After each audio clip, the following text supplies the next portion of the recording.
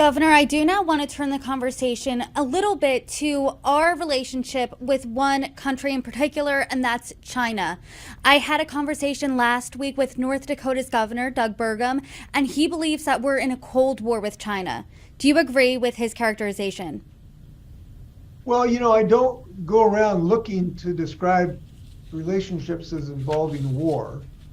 I'm not sure that really helps the discussion. Clearly, China has exhibited some territorial interests that are not positive, I believe, for them or the rest of the world.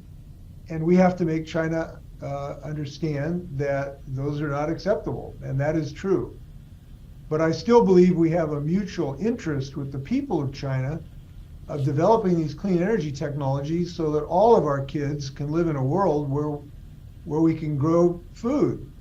I just read China is developing, they're having some problems in their agriculture because of climate change, changing water temperatures and the like. They're starting to experience this as well. So we have a mutuality of interest of finding a way simultaneously to push back against expansionist territorial ideas that some of their leadership may have, and at the same time finding a way to maximize the growth of the clean energy economy. And we've got to find a way to do both those at the same time, in my view. How do we find a way to talk with China? Just earlier this year, Ray Dalio said the United States is beyond the ability to talk with China.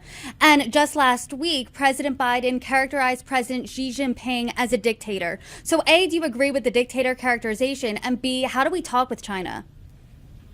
I'm not going to stray into that semantic debate. Clearly, China does not exhibit the democratic traditions that we have, and that's one of the reasons I like this country so much. But sometimes you do have to talk to people that you don't agree with. There's no question. Some of those conversations are the most important. We ought to, in my view, be willing to sit down to talk to people in China about how we succeed where our interests coincide. And I believe they do coincide in finding a way to build this clean energy economy. And it is important to do so.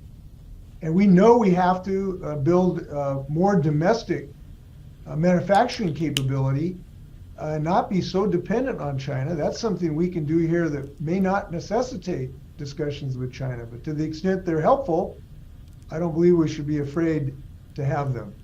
Governor, let's say you were in the room. What do you think is the most important conversation that the United States could have with China? Well, at the moment, we just need them to find a way for China, if I can philosophize for a moment, to feel a greatness that doesn't involve territorial expansion. I'm hopeful that if we are resolute in our discussions with China, and I believe President Biden is and will be, I have a lot of confidence in his diligence and resoluteness when it comes to this issue. He is not withdrawing our passage through the straits of our naval vessels or our airplanes. And I think he's demonstrating a resolution on this subject. And I would hope that China recognizes that is not something that is negotiable, but that China can find a way to feel greatness that doesn't involve territorial expansion. It's my hope that they will come to see economic expansion as a way to feel proud and great. And if we do that, we'll all be doing better. But I think those are important discussions to make them know that territorial expansion is not going to be successful for them.